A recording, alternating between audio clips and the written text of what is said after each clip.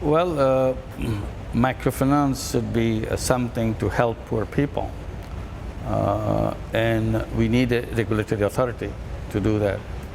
Make sure that things are done in a proper way. People are not doing it to harm poor people. So regulatory authority is very important. We have been campaigning for that regulatory authority in Bangladesh.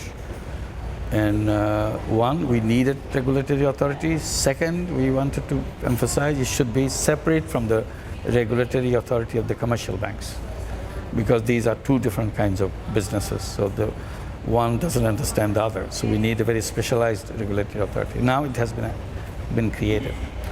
So if people start charging unreasonable interest rate, so it's a regulatory authority should be able to control that. So put a cap. It's very important because many people become very ambitious to make money out of the poor people. So this is one of the way to check that. Self-regulation doesn't really work because if you're in the same business, you are doing things in your favor. So you need some external body to look at what you do properly and so on and so forth. So I would say capping interest rate in the context of what has happened in the microfinance world is very important to do that so that it doesn't become excessive beyond any reasonable limit. Bangladesh has done that, India has done that, and I'm sure many other countries have done that. So that's a very important thing to do.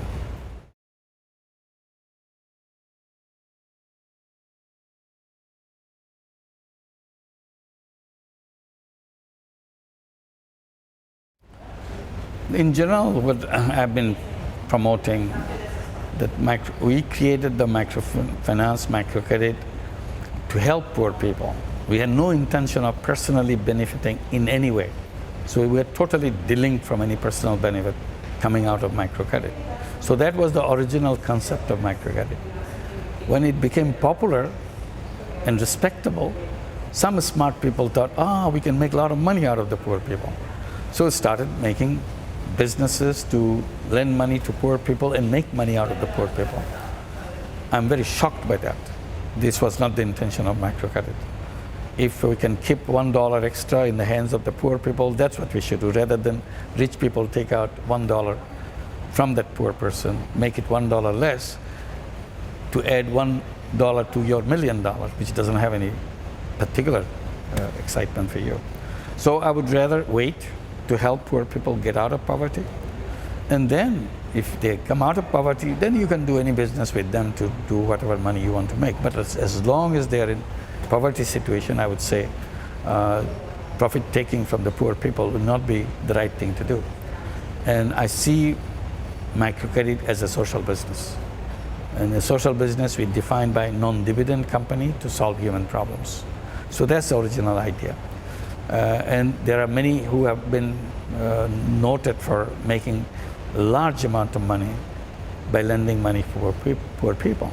And I say whatever they do is not microcredit. This is not the thing that we made popular, we made respectable. So they should put a different name for themselves rather than use the word microcredit. They are from our eyes, they are in the direction of loan sharking. Loan shark was always there. If loan sharks today come and say, we do microcredit, who's going to stop them? Because you already misused the word by lending money and making money out of it. So to avoid that, so that suddenly loan sharks doesn't become a very respectable people because they do microcredit. They just change the name, say we do microcredit, give a small loan. Yes, they do make small loan, but extract everything from the poor people. So we need a line of division. Can any profit be made out of the poor people? I answered that question very clearly. I said, well, it's all about the interest rate. And a true microcredit interest rate should be within a range which I defined as 10%, cost of fund plus 10%. That should be the green zone of interest rate for microcredit. You have to cover all your costs within that. If you go to the next level, cost of fund plus 10 to 15%, that's the yellow zone of microcredit interest rate. You are above, but you are still microcredit. Try to press it down to a lower level. Cost of fund plus 15% and above, then you are in the red zone, meaning that you are in a zone where you should not call yourself microcredit. You have lost your entitlement to designate yourself as a microcredit. And if you are charging 10%, cost of fund plus 10% and making money for yourselves, fine. That profit is entitled to you. We will not object to it. Then you have to be very efficient to do that kind of thing. But interest rate should not be something that you can manipulate any level you want. You can raise any level you want. It should be, in order to be microcredit, you should be limiting yourself to a certain level of interest rate.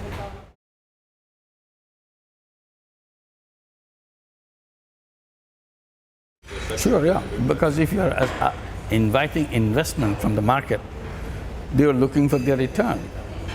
The more return you can assure them, the more attractive they will feel to come to you. So that's a wrong message. Microcredit should not be presented to the investors as a ground for making a lot of money out of the poor people. That's a shame that you show poor people as a source of your profit. So I wouldn't even invite them. Grameen Bank never invited any investors to invest. We kept them out. So no, it's none of your business. We just take deposits and lend money. And we have plenty of deposits to come by. And the borrowers themselves build up huge amount of deposits. And as I was mentioning, today the total savings of the borrowers exceed $1.5 billion. And the actual loan that they take from the bank is less than that amount. So in reality, what has happened to Grameen Bank, the bank became the borrower. Borrowers became the lenders. That's the possibility of microcredit. So asking for investors to come is a wrong direction completely.